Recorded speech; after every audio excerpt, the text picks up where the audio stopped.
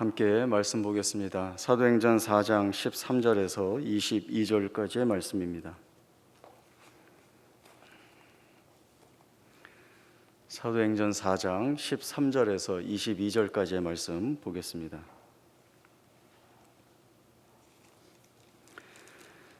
그들이 베드로와 요한이 담대하게 말함을 보고 그들을 본래 학문 없는 범인으로 알았다가 이상히 여기며 또 전에 예수와 함께 있던 줄도 알고 또 병 나은 사람이 그들과 함께 서 있는 것을 보고 비난할 말이 없는지라 명하여 공회에서 나가라 하고 서로 의논하여 이르되 이 사람들을 어떻게 할까? 그들로 말미암아 유명한 표적 나타난 것이 예루살렘에 사는 모든 사람에게 알려졌으니 우리도 부인할 수 없는지라.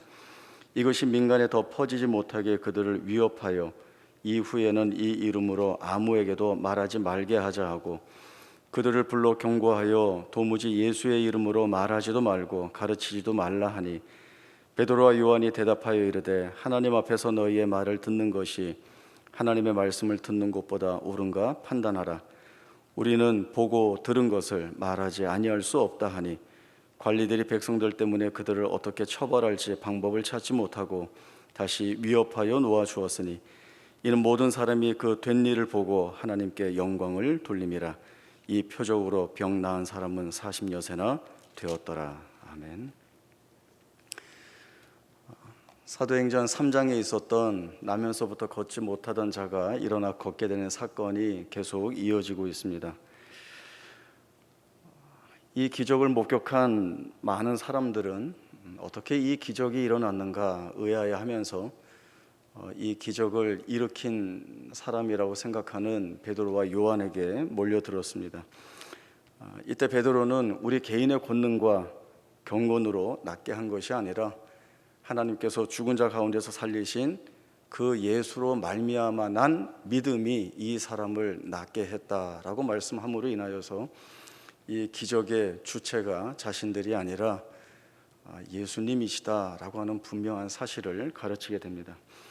이 일로 인하여서 많은 사람들이 교회로 돌아오게 됩니다. 오순절 성령 강림 사건을 통하여서도 많은 사람들이 예수를 새롭게 인식하고 또 구주로 받아들이고 믿게 됩니다. 또 더군다나 많은 사람들이 보게 된 이 기적 또 이 일을 들었던 자들이 베드로의 이 같은 고백들을 통하여서 더욱더 예수를 이제 살아계신 구주로 믿는 일에 많이 나오게 되었습니다. 예수님 공생의 사역 당시부터 예수님의 사역을 방해하고 또 예수님을 죽이기 위해서 음모를 꾸미고 결국에는 십자가에 내어주어 죽게 한 이 공회원들이 이 베드로와 요한의 사역도 방해하게 됩니다. 자신들이 지니고 있는 모든 것들을 허물어뜨린다 생각하여서 이 베드로와 요한을 공회에 불러서 묻죠. 너희들이 무슨 권세로 이 같은 일을 행하느냐라고 묻게 되는데 이때 베드로가 이 사람이 어떻게 구원을 받았느냐고 오늘 우리에게 묻는다면 너희가 십자가에서 죽인 예수 또 하나님께서 그 죽음 가운데에서 살리신 이 예수가 이 사람을 낫게 했다. 이 예수는 건축자들의 버린 돌이 되었지만 집의 모퉁이 돌이 되었다라고 하는 시편의 말씀도 인용하고 또 다른 이로서는 구원을 얻을 수 없나니 천하에 구원을 얻을 만한 다른 이름을 우리에게 주신 일이 없다라고 하는 분명한 선언과 같은 그러한 이야기를 이 공회 앞에서 담대하게 하게 됩니다. 성경은 이때 베드로가 성령이 충만하여서 이 일을 하였다라고 이야기를 하고 있습니다. 이 성령 충만했다라고 하는 부분을 저희들이 기억해 놓고 조금 더 뒤로 넘어가면 오늘 본문에서 보면은 이 공회원들이 다 놀라게 되죠. 베드로는 어부이고 또 별로 학문이 깊지 않은 사람인 줄 알았는데 구약의 말씀들을 인용하면서 이야기를 하고 있고 또 그 기적을 본 사람들이 많이 있고 또 기적의 당사자가 서 있고 하니 어떻게 해볼 도리가 없는 겁니다. 그들이 할 수 있는 것은 예수의 이름으로 전하지 말라라고 하는 말로 위협하고 경고하는 것밖에는 할 수 없죠. 그러나 이때에도 베드로가 담대하게 우리는 보고 들은 것을 전하지 않을 수 없다라고 이야기를 하게 됩니다. 사실 베드로는 저희가 잘 알고 있듯이 성질만 급하지 사실 그 예수님의 사역에 보통 도움이 되는 일들은 거의 하지 못했던 일들입니다. 또 공생의 사역 중에 베드로의 일이다라고 하면 제일 먼저 떠오르는 것이 예수님을 모른다 3번이나 부인했던 사람입니다. 그리고 예수님이 이제 십자가에서 돌아가시자 주신 말씀들이 있었는데 다 던져버리고는 고향으로 돌아가서 어부를 또 했던 인물이죠. 그는 특별한 것도 없었고 특출난 것도 없었습니다. 그러나 이런 베드로가 그렇게 담대하게 주에 대한 고백들을 할 수 있었던 것은 오늘 본문에 나온 대로라고 한다면 보고 들은 것을 전하지 않을 수 없는 자, 다시 말해서 성령의 충만함을 입은 자였기 때문에 그가 그러한 사역을 했다라고 이야기할 수 있습니다. 우리는 성령 충만하다라고 하면 뭔가 이렇게 받는 느낌이 이제 제일 먼저 인식이 됩니다. 그래서 좀 쉽게 표현하자면 그 헐크라는 영화처럼 분노하면 힘이 확 커져서 그 헐크가 되어서 뭐 다 때려부시고 못하는 것도 없고 뭐 그렇게 되다가 분노가 사고로 들면 브루스 배너 박사로 다시 돌아오듯이 성령이 충만하면 담대해져서 못할 말도 막 하게 되고 기적과 능력도 행하고 그러다 성령이 사라지면 아무 말도 하지 못하고 아무것도 못하고 찌질해지는 그런 식의 이해를 할 때도 있는데 전혀 그렇지 않다라고 하는 것이죠. 그러니까 성령 충만이라고 하는 것이 뭔가? 그럼 이 이야기부터 한번 해보겠습니다. 그러니까 방언을 어떻게 하면 받을 수 있는가 이런 거죠. 제가 이제 신학대학교 이제 입학을 앞두고 방언 기도에 사모하는 마음이 생기고 또 소원이 생겼습니다. 그래서 방언 기도를 하려고 하는데 안 되는 거예요. 주변에 알아봤더니 어느 목사님한테 가면 방언 기도를 하게 해준다는 거예요. 그래서 그 목사님 찾아갔더니 지금까지 살면서 지었던 죄를 다 회개하고 와라. 그러시더라고요. 그래서 3일 금식을 하면서 정말 생각나는 모든 죄들, 그러니까 어렸을 때부터 기억 속에 있던 걸 다 끄집어내서 회개를 다 하고 그 목사님을 찾아갔습니다. 찾아갔더니 이제 저를 데리고 앉혀서 이제 같이 막 기도를 하라고 하시는 거예요. 그래서 다시 막 기도를 하는데 방언이 안 터지는 거예요. 그랬더니 목사님이 너 아직 회개할 게 더 남았다. 저 교회 구석에 가서 그거 다 회개하고 와라 그러시더라고요. 그래서 구석에 가서 정말 그 동생 과자 뺏어 먹은 것까지 다 해서 그냥 다 끄집어내갖고 좀 거의 없는 죄도 만들어서 회개할 정도로 막 하고는 왔어요. 다시 목사님하고 앉아서 막 기도하는데 오랫동안 했는데 안 되는 거예요. 목사님이 집에 가라 그러시더라고요. 그래서 그냥 왔습니다. 이제 보니까 방언은 은사입니다. 그리고 하나님이 주실 자들에게 주시는 것이지 모든 사람들에게 동일하게 똑같이 다 주시는 게 아닌 거예요. 필요한 자들에게 주고 그 사역을 위해서 하나님이 주시는 겁니다. 오순절에 성령이 어떻게 임했습니까? 마가의 다락방에 모인 120명의 성도들에게 하늘에서 불같이 임하게 된 것이 바로 성령입니다. 승천하신 예수님께서 성령을 보내주시죠. 그리고 예수님이 성령을 통하여서 그의 사역을 이 땅 가운데에서 하십니다.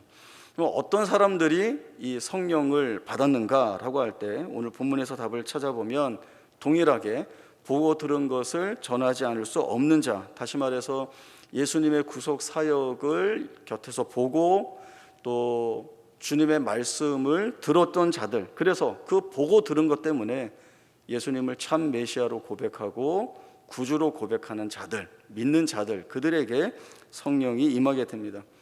사람이 훌륭하거나 똑똑하거나 실력이 있거나 지혜가 있어서 그래서 그런 자들에게 선별되어서 성령이 임하게 되는 것이 아닙니다. 하나님께서 택하시고 부르셔서 쓰실 자들에게 이 같은 성령의 능력을 더해 주시는 것입니다. 하나님이 그들을 성령 충만케 하여서 하나님의 일을 하는 자로 만드신다는 것, 이 모든 권한과 능력이 하나님께 다 있는 것입니다. 저희 말씀 한 군데 찾아보겠습니다. 디모데전서 1장 12절에서 17절입니다. 디모데전서 1장 12절에서 17절까지의 말씀 제가 읽겠습니다. 나를 능하게 하신 그리스도 예수 우리 주께 내가 감사함은 나를 충성되이 여겨 내게 직분을 맡기심이니 내가 전에는 비방자요 박해자요 폭행자였으나 도리어 긍휼을 입은 것은 내가 믿지 아니할 때에 알지 못하고 행하였음이라. 우리 주의 은혜가 그리스도 예수 안에 있는 믿음과 사랑과 함께 넘치도록 풍성하였도다. 믿보다 모든 사람이 받을 만한 이 말이여 그리스도 예수께서 죄인을 구원하시려고 세상에 임하셨다 하였도다. 죄인 중에 내가 괴순이라. 그러나 내가 긍휼을 입을 까닭은 예수 그리스도께서 내게 먼저 일체 오래 참으심을 보이사 후에 주를 믿어 영생 얻는 자들에게 본이 되게 하려 하심이라. 영원하신 왕 곧 썩지 아니하고 보이지 아니하고 홀로 하나이신 하나님께 존귀와 영광이 영원 무궁하도록 있을지어다. 아멘. 디모데 전후서는 에베소 교회에서 목회하고 있는 사도 바울의 그 믿음의 아들에게 보낸 서신입니다. 이 디모데 교회는 그 당시에 두 가지의 어려움을 겪고 있었는데요.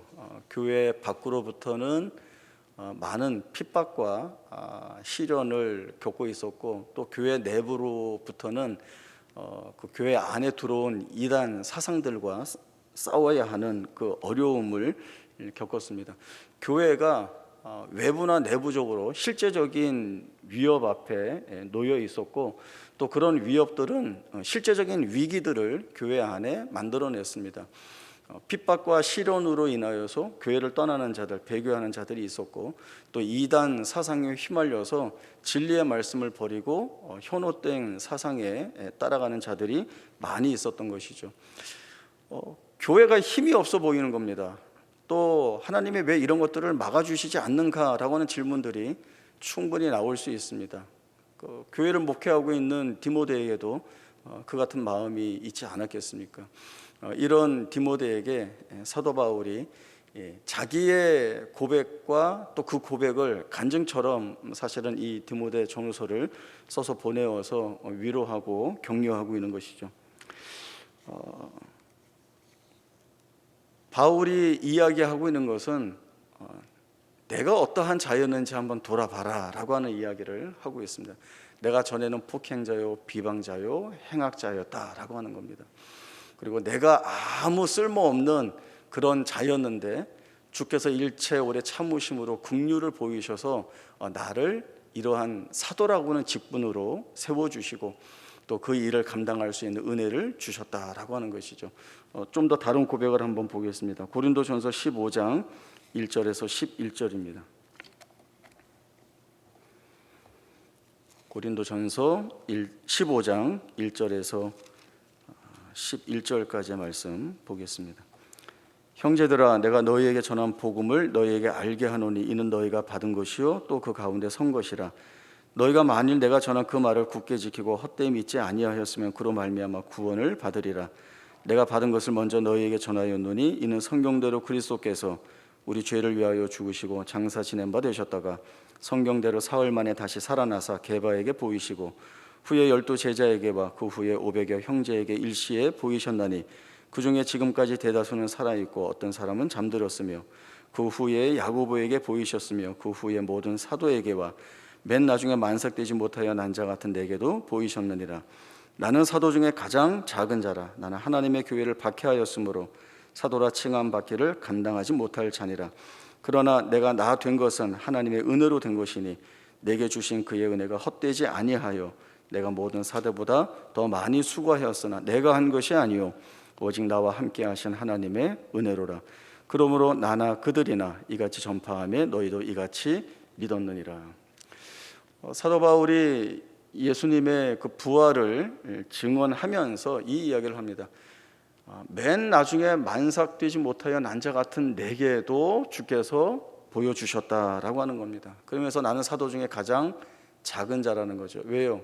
교회를 핍박한 전력 때문에 그랬습니다. 누구보다도 그 열심을 특심이 되어서 교회를 핍박하던 바로 그 같은 자신을 하나님이 사도로 불러주셨다는 거죠. 사실 나는 사도라 칭함받기가 어려운데 주께서 그 책임을 맡겨주시고 또 그 일을 하게 하셨다.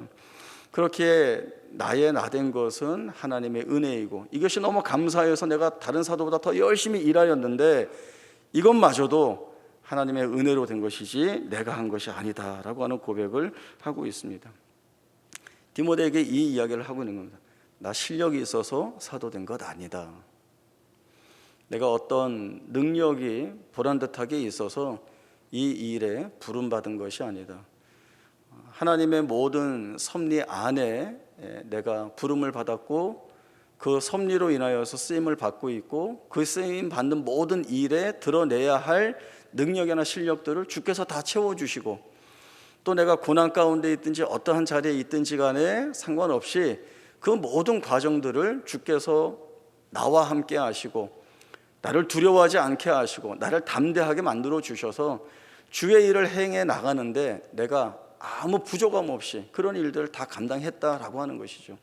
물론 사도 바울은 자신의 복음 사역을 행할 때에 얼마나 많은 고난과 어려움이 있었는지 모릅니다. 형제들아, 내가 아시아에서 당한 환난을 너희가 알지 못하기로 원치 않는다. 내가 거기서 얼마나 고생했는 줄 아냐. 나 죽을 뻔했다. 사형 선고 받은 것 같은 그런 마음이 들었는데 보니까 그 고통 가운데 고난 가운데 나를 두신 이유는 자기를 의지하지 말고 오직 죽은 자를 다시 살리시는 하나님만 의지하기 위해서 그렇게 하신 일이더라. 하나님이 다 일을 하신다. 그러니 너가 지금 목회하면서 교회 내 외부에 어떠한 어려움이나 시련이 있다 할지라도 마음 무너뜨리지 말고 담대하게 해라 라고 하는 그 같은 위로와 격려의 말을 이 사도 바울이 하고 있는 것입니다. 사도 바울도 담메색에서 예수를 만납니다. 그리고 하나님으로부터 세움을 받습니다. 이 사도 바울이 예수님이 구약에서 예언된 참 메시아라고 하는 사실을 믿는 거죠. 예수를 보고 말씀을 믿은 이 사도 바울에게 성령 충만케 하여서 주의 사역들을 다 맡겨주시는 겁니다. 여러 임금들과 이스라엘 왕들과 또 이 그리스도의 이름을 전하고 또 예수를 위하여 얼마나 많은 고난을 받아야 할지를 다 보여주시면서 그 길에서 주의 사역을 감당해 나가시도록 하시는 것이 바로 하나님께서 이 사도 바울을 통해 해 나가신 일들이 되고 있는 것입니다. 자, 우리 자신을 돌아보시죠. 우리도 성령께서 내주하고 계십니다. 그리고 그 성령을 통하여서 주께서 우리와 함께 사역을 하고 계십니다. 성령의 인도를 받는다라고 하는 것이 무엇인가 하면 어떻게 확인을 하는가 하면 내 삶에 성령의 열매가 맺혀지고 있는가로 1차적으로 확인을 할 수 있습니다.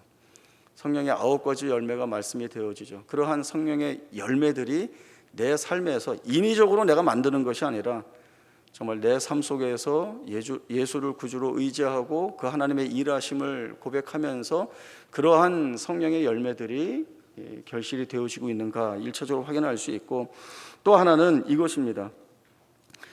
오늘 본문의 말씀과 또 연결을 한다면 우리가 어떠한 반대와 위협 앞에서도 담대할 수 있는가라고 하는 것입니다. 어떤 담대함입니까? 내 삶에서 일어나는, 그래서 내가 부딪히는 많은 일들 속에서 그것이 고난이고 괴로움이고 갈등이고 오해이고 좌절할 만한 일들이고 절망적인 일들이라 할지라도 하나님께서 내 삶을 하나님이 목적하시는 자리로 끌고 나가시기 위하여서 지금 내 삶 속에서 나를 이끌어가고 계신다, 내 삶의 목적을 두고 이 일을 하고 계신다라고 하는 이 사실을 내가 믿는가라고 하는 것입니다.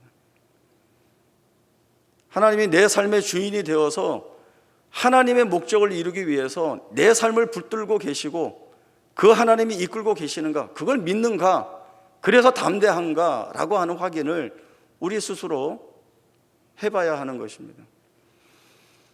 우리가 우리의 삶 가운데에서 담대하다라고 한다면, 그러한 사실들을 믿고 담대하다라고 한다면 우리가 꼭 좋은 일이 있어서에만 감사할 것이 아니라 힘들고 괴로운 자리에서도 하나님의 일하심을 기대하면서 바라보면서 그 하나님이 일하실 것을 붙들면서 감사의 기도를 할 수 있고, 기뻐야만 찬송하는 것이 아니라 괴로운 자리에서도, 마음 아픈 자리에서도 하나님이 우리 심령 가운데 담아주시는 은혜들을 돌아보면서 울면서라도 찬송을 할 수 있는 것, 그것이 담대한 자리에서 나올 수 있는 것입니다. 그렇죠. 만약에 담대하지 않는다면 아무리 좋은 자리에 있어도, 원하는 자리에 있어도, 편한 자리에 있어도 하나님이 원하시는 감사와 기쁨의 고백들은 나올 수가 없습니다. 아주 오래전에 리더스 다이제스트라고 하는 책에서 읽었던 내용인데요, 아주 오래전에 그 캘리포니아 로스앤젤레스 지역에 지진이 일어났던 적이 있습니다. 이제 거기에 대한 내용인데요, 지진이 일어나면서 초등학교 건물이 하나 무너졌습니다. 이제 그 학교에 다니는 아들을 둔 아버지는 이제 평소에 직장 일을 하면서 그 지역의 자율 소방대원으로 봉사를 했었는데, 이제 지진으로 인해 재해가 나니까 이제 호출을 받아서 그 학교로 이제 출동을 가게 된 겁니다. 건물 잔해를 막 파헤치고 하는데, 이렇게 무너진 건물 기둥에 이렇게 벽이 걸치는 바람에 공간이 만들어졌고, 거기에 자기 아들하고 그 아들 친구들이 거기 이제 다 모여 있어서 안전하게 있었던 거예요. 그러니까 이제 아들하고 눈이 딱 마주쳤는데, 보통 그때 아빠 하면서 이렇게 해야 되는데 얘네가 딱 돌아보더니 친구들한테 거봐, 우리 아빠 온다고 했지? 이제 이렇게 얘기를 한 거예요. 그게 뭔가 하면 평소에 이 아빠가 아들에게 이런 이야기를 했었대요. 너한테 무슨 일이 생기면 아빠가 꼭 너를 구하러 갈 거야. 그러니까 너도 무서워하지 말고 아빠를 꼭 기다려. 그 이야기를 해줬는데, 그 이야기를 기억한 이 아들이 사실 얼마나 무서워요. 초등학교 아이들이 건물이 무너져서 이렇게 버티고 있는 시간이 되게 무서웠을 텐데, 친구들에게 우리 아빠가 구하러 꼭 온다고 했어. 염려하지 마. 곧 오실 거야. 라고 했는데 아빠가 나타난 거 아니에요. 이 아들이 친구에게 우리 아빠가 올 거야 라고 이야기할 수 있었던 것은 그 아빠의 말을 100% 믿었기 때문에 그렇습니다. 전적으로 믿었기 때문에 그렇습니다. 만약에 아빠가 한 말을 별로 믿지 않았다고 한다면 친구들에게 그 말을 하지 않았을 거예요. 마음속에 했다가 안 오시면 괜히 나만 창피당할 텐데 뭐하러 해 하고 이야기를 안 했을 거예요. 그런데 아버지에 대한 전적인 믿음이 있었죠. 그리고 그 두려운 시간이 무서움에 공포에 떠는 시간이 아니라 자기를 구하러 오는 아빠를 기다리는 시간이 되었기 때문에, 그 시간은 그 아들에게나 이 아들의 이야기를 들은 친구들에게 결코 그 무서운 시간만으로는 있지 않았을 것이다 라고 하는 것입니다. 우리에게, 나에게 하나님이 가지고 계신 목적과 뜻이 있다고 믿으십니까? 믿으면 좋은 일이 생길 거야, 좋은 게 좋은 거야, 마음이라도 편하자, 그런 얘기를 하는 게 아닙니다. 하나님은 나에게 이루실 목적과 뜻을 가지고 계신 분이십니다. 그래서 하나님은 내 삶에 개입하여서 하나님의 목적과 뜻을 이루어 가시기 위하여 나를 다듬어 내시기도 하고 깎아내시기도 하시는 그 일들을 하는 것이죠. 때로는 그 일들이 불행한 일처럼 어떤 고난이나 고통, 아픔으로 다가오는 때도 있지만, 그러나 그 일이 하나님이 나를 하나님의 뜻에 부합된 자로 만들어가기 위하여서 끌고 가시는 그 과정 중에 있다라고 한다면, 거기는 아빠를 기다리는 자리입니다. 그래서 두려운 자리가 아니라 아빠가 어서 오기를 기다리는 그런 시간이 되고 그런 자리가 된다라고 하는 것이죠. 하나님이 이 모든 일들을 나를 위해 은혜로운 손길로 이루어 가신다라고 하는 것입니다. 몇 년 전부터 우리나라에 그 책을 이제 많이 그 번역되어 나온 책이 있습니다. 팀 켈러 목사님이라고 하는 분인데, 뉴욕 맨하튼에서 이제 그 도시 목회를 하셨던 목사님입니다. 이제 은퇴하시고 제자들 양성하는 일을 이제 하고 계시는데 작년에 이 팀 켈러 목사님이 췌장암 4기 진단을 받으셨습니다. 이제 이런 소식들이 여러 매체들을 통해서 이제 나왔는데 살펴보니까 이제 이런 내용들입니다. 사실 이제 췌장암 4기면 거의 말기이기 때문에 이제 어렵다 이렇게 생각들을 하죠. 근데 이 팀 켈러 목사님이 저는 종양이 줄어들거나 더 커지지 않기를 기도하고 있습니다. 또 여러분에게 부탁하는데 하나님께서 의학적 수단이나 아니면 직접 개입을 통해서 암이 사라질 수 있도록 기도해 주시기 바랍니다.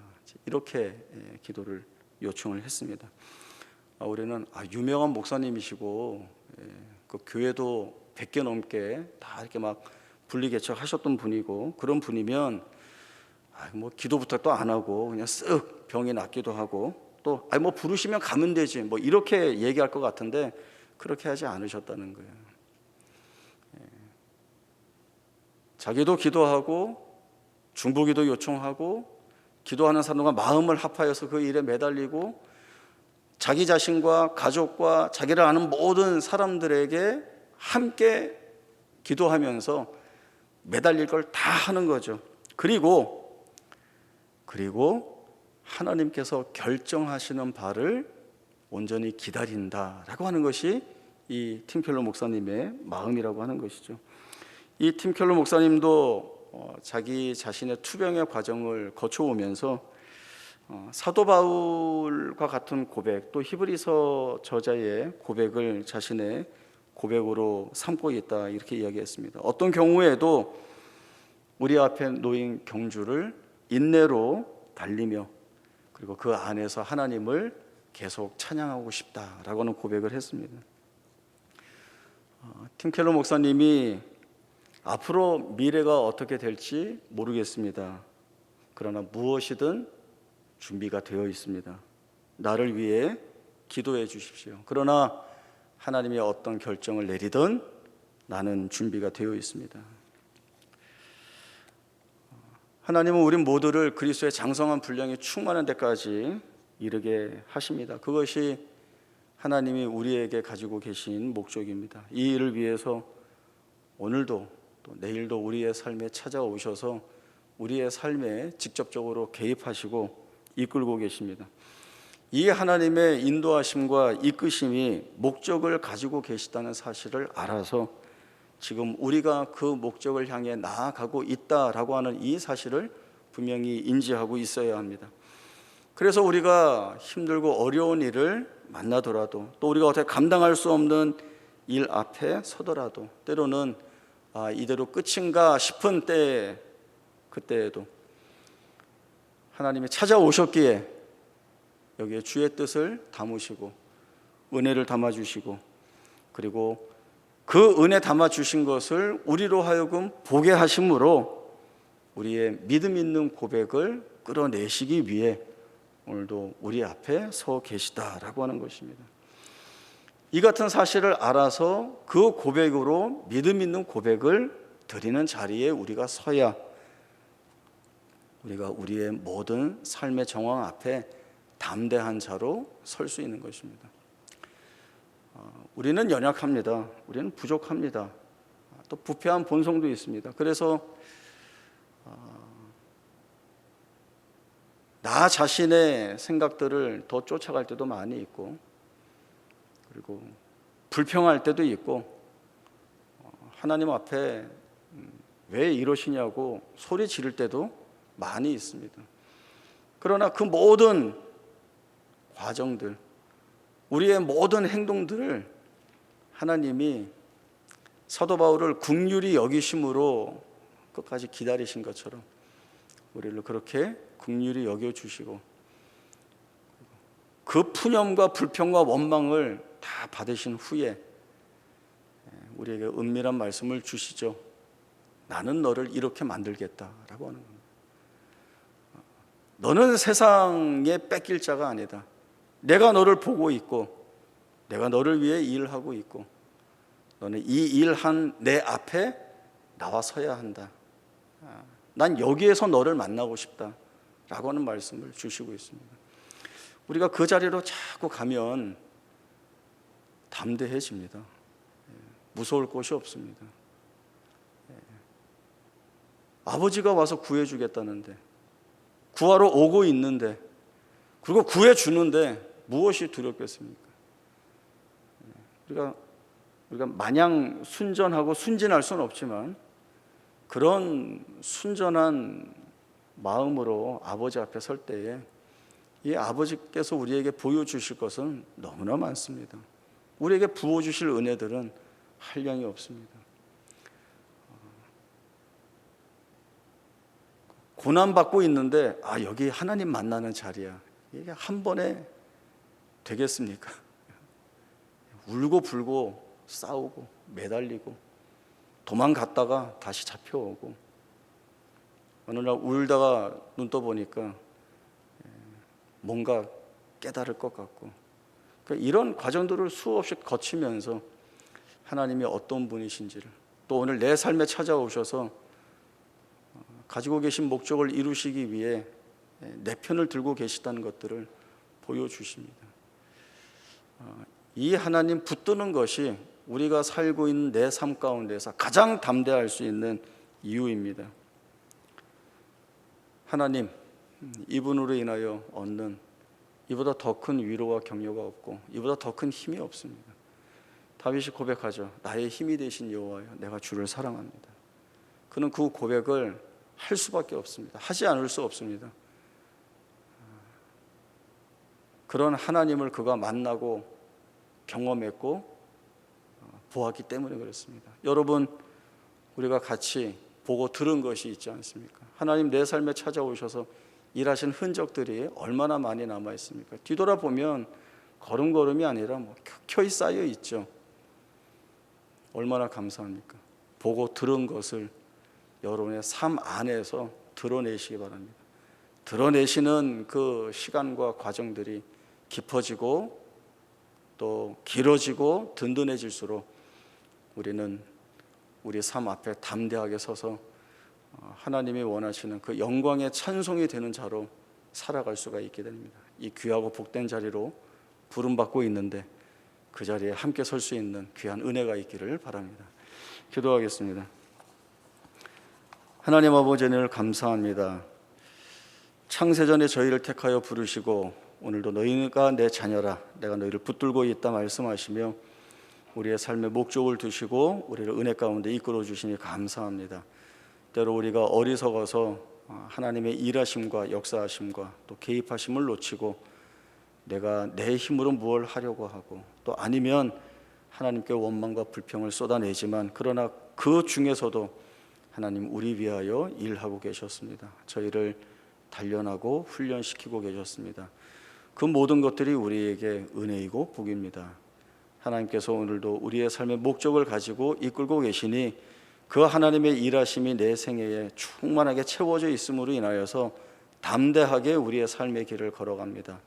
하나님 여전히 우리와 함께하여 주시고 날마다 시간이 흘러갈수록 하나님의 하나님 되심을 우리의 심령 가운데 되새기고 증언하여 영광의 찬송의 인생으로 살아가는 저희 모두가 되게 하여 주옵소서.